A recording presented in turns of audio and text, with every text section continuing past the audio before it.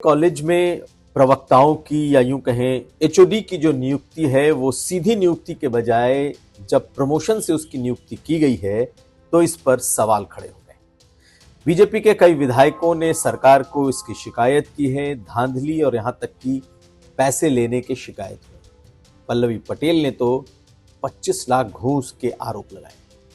लेकिन क्या सचमुच सिर्फ ये पूरा मामला सिर्फ भ्रष्टाचार का है? क्या भ्रष्टाचार इससे जुड़ा है या फिर इसके पीछे भी एक सियासत है? और क्या वो सियासत अनुप्रिया पटेल की पॉलिटिक्स और उत्तर प्रदेश में बीजेपी की सरकार के आपसी लड़ाई का नतीजा है? आज हम इसे समझेंगे। यह भी जानिए कि अखिलेश यादव ने अरविंद केजरीवाल को दिल्ली में समर्थन देकर क्या कांग्रेस आउट का इशारा कर दिया है 2027 के लिए? ये समझेंगे। ये खबरें आज का यूपी में। नमस्कार, मैं हूं कुमार अभिषेक, आप देख रहे हैं यूपी तक। हम हाजिर अपना न्यूज शो आज का यूपी में।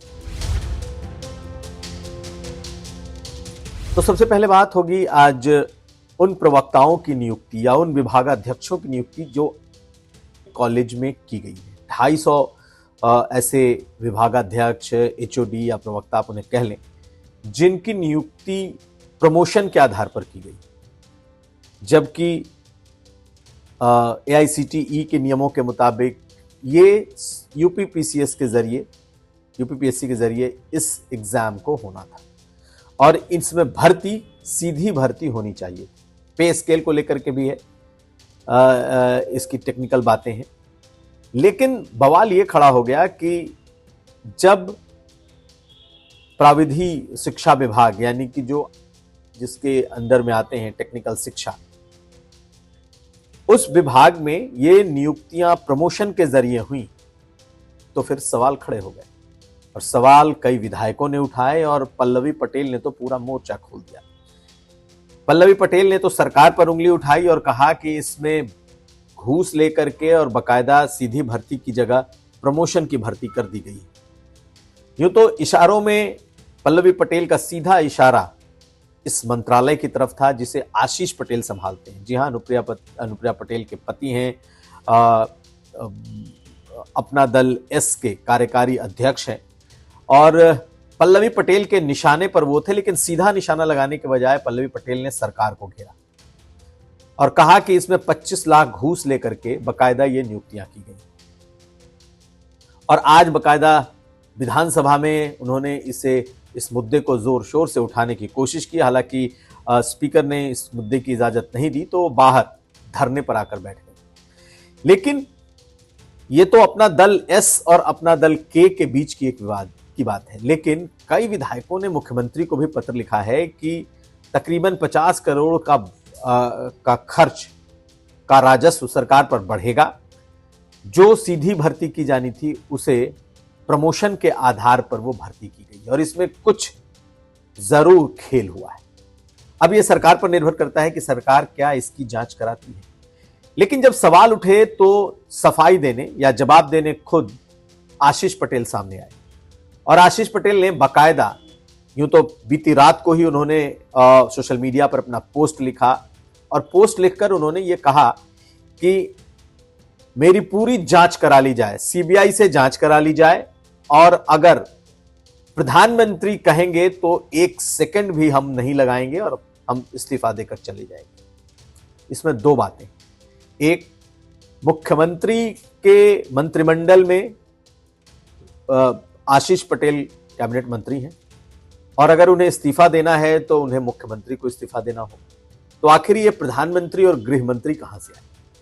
आखिर योगी सरकार के मंत्री ने ये क्यों कहा कि अगर प्रधानमंत्री और गृह मंत्री कहेंगे तो हम 1 सेकंड में इस्तीफा देकर चले जाएंगे, हमारे ऊपर लगाए गए तमाम आरोप निराधार हैं और अगर मुख्यमंत्री या सरकार चाहे तो उनकी पूरी जांच सीबीआई से करा लें। यहां तक तो ठीक है कि पूरी जांच आप सीबीआई से करा लें, पूरी जांच किसी भी स्वतंत्र एजेंसी से करा लें और अगर आप अगर गलत निकला तो आप उसकी चाहे जो सजा दें। लेकिन उसमें जो लाइन लिखी है, दरअसल वो लाइन ही अपने आप में सियासी लड़ाई को दिखाती है कि किस तरीके से उत्तर प्रदेश में अपना दल एस यानी कि अनुप्रिया पटेल और योगी सरकार के बीच ठनी हुई। ये बात किसी से छुपी नहीं है, ये जगजाहिर बात है कि अनुप्रिया पटेल की पार्टी बेशक बीजेपी के साथ उत्तर प्रदेश में है, लेकिन सरकार से उनकी केमिस्ट्री ठीक नहीं है, योगी सरकार से उनकी केमिस्ट्री ठीक नहीं है। और इस लेटर ने तो बिल्कुल साफ कर दिया है कि वो केंद्र के प्रतिनिधि हैं, उन्हें उत्तर प्रदेश बीजेपी या उत्तर प्रदेश की सरकार से कोई लेना देना नहीं है। वो मंत्री बेशक हों, लेकिन वो केंद्र के जो बड़े नेता हैं बीजेपी के, उनके द्वारा लाए गए हैं, उनके कहने पर इस गठबंधन में आए हैं। और अगर इस्तीफा देना होगा तो वो चाहेंगे और वो कहेंगे तो इस्तीफा दे देंगे। तो एक बात तो बड़ी साफ हो गई, और वो बात ये कि इस लड़ाई में एक एंगल अनुप्रिया पटेल की पार्टी और योगी सरकार है। और वो साफ साफ, कम से कम आशीष पटेल ने तो इसे अपने इस सोशल मीडिया पोस्ट से साफ कर दिया है कि अगर उन्हें इस्तीफा देना होगा और प्रधानमंत्री या गृह मंत्री चाहेंगे तो वो दे देंगे। तो ये एक ऐसी बात है जिसने कम से कम ये तो साफ कर दिया कि अपना दल एस की सरकार में रहते हुए भी वो सरकार से अलग है। और कई मुद्दों पर देखा भी गया है, वो चाहे 69,000 शिक्षकों का मामला हो, अनुप्रिया पटेल लगातार उठाती रही, सरकार को एक तरीके से घेरती रही। अगर आप देखें तो जातिगत जनगणना का मामला हो, इसे भी लगातार उठाती रही और आज भी उठाती है, डंके की चोट पर मुद्दे उठा रही हैं।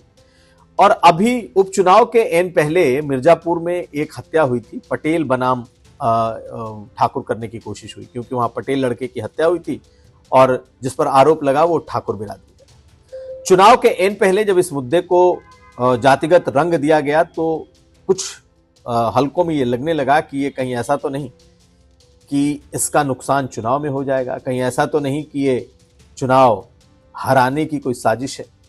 तो बहुत सारी बातें ऐसी हुई हैं जिसने कम से कम अपना दल एस और बीजेपी की सरकार दोनों के बीच की जो दरार है उसे और चौड़ी कर दिया है।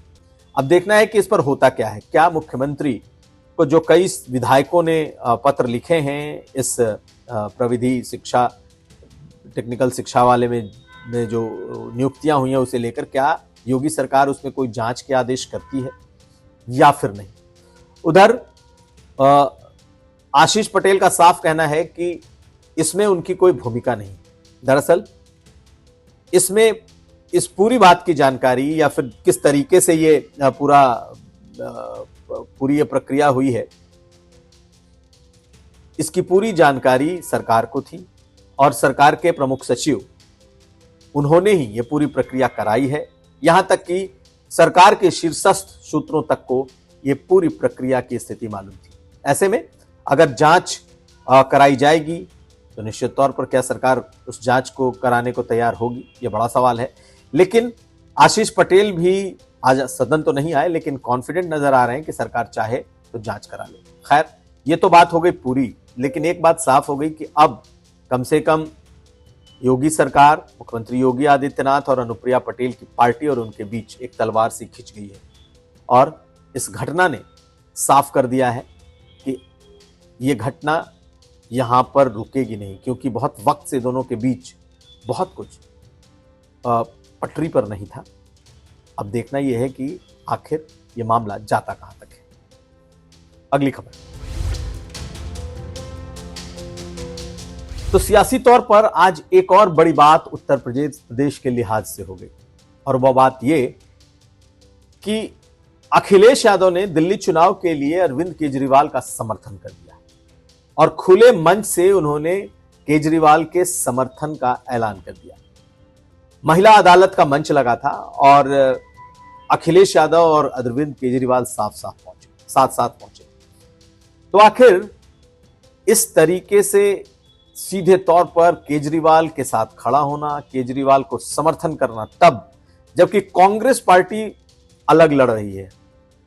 दिल्ली में कांग्रेस का मुकाबला केजरीवाल से है, यानी कि आम आदमी पार्टी से है, बीजेपी से है, और इस लड़ाई में समाजवादी पार्टी खुलकर अरविंद केजरीवाल के साथ खड़ी हो गई। तो इसके अर्थ क्या निकाले जाएं? क्या उत्तर प्रदेश में कांग्रेस पार्टी के साथ जो अखिलेश यादव का गठबंधन है वो कमजोर पड़ा है? क्या इंडिया गठबंधन में किसी तरह की कोई फूट पड़ी हुई है? हाल के दिनों में देखें तो अखिलेश यादव कांग्रेस पार्टी से बहुत खुश नहीं थे। वो चाहे संसद के वाकयात हो, वो चाहे उनके सबसे बेहद करीबी अवधेश प्रसाद की सीट पीछे करने का मामला हो, जिसमें अखिलेश यादव ने तंज कसते हुए थैंक यू कांग्रेस कहा था। संभल में अखिलेश यादव जब सदन में मामला उठा रहे हो तो कांग्रेस का वहां नहीं होना हो, या संभल में जो हुई हिंसा पर राहुल गांधी का बिना कॉन्फिडेंस में लिए हुए सीधे संभल की तरफ कूच कर, बहुत सारे ऐसे मामले रहे जिसने अखिलेश यादव और राहुल गांधी कांग्रेस पार्टी के बीच में एक दूरी बना दी है। और इस बात को दबी जुबान में तो कम से कम समाजवादी पार्टी के सभी नेता स्वीकार कर रहे हैं। याद करिए कि रामगोपाल यादव ने क्या कहा था जब राहुल गांधी संभल गए, तो उन्होंने कहा था ये फॉर्मेलिटी कर रहे हैं। तो बड़े नेताओं के बड़े बयान जब ऐसे आए तो ये अंदाजा लग जाता है कि दोनों पार्टियों के बीच की केमिस्ट्री किस कदर खराब हो गई है। और आज उसका वो रूप दिखाई दिया, यानी कि अब जनवरी फरवरी में जब अगले साल जब दिल्ली के चुनाव होंगे तो उस चुनाव में समाजवादी पार्टी अरविंद केजरीवाल के साथ खड़ी नजर आएगी और कांग्रेस के खिलाफ नजर आएगी। तो क्या समाजवादी पार्टी को लगने लगा है कि 2027 अब वो या तो अकेले लड़ेगी या फिर केजरीवाल और ऐसे दलों के साथ वो गठबंधन में आएगी? क्या कांग्रेस के साथ उसका गठबंधन टूटेगा? इशारा बहुत कुछ इसी ओर है कि कहीं ऐसा ना हो कि कांग्रेस के साथ समाजवादी पार्टी का गठबंधन टूट जाए, क्योंकि आज जिस तरीके से केजरीवाल के साथ खुलकर खड़े होकर अखिलेश यादव ने अरविंद केजरीवाल को समर्थन कर दिया है, यह दिखा रहा है कि कांग्रेस के साथ उनकी दूरी धीरे ही धीरे से ही अंदर से ही काफी बढ़ चुकी है। तो ये था आज का यूपी। हम कल फिर हाजिर होंगे। आप हमें दीजिए इजाजत। देखते रहिए यूपी तक।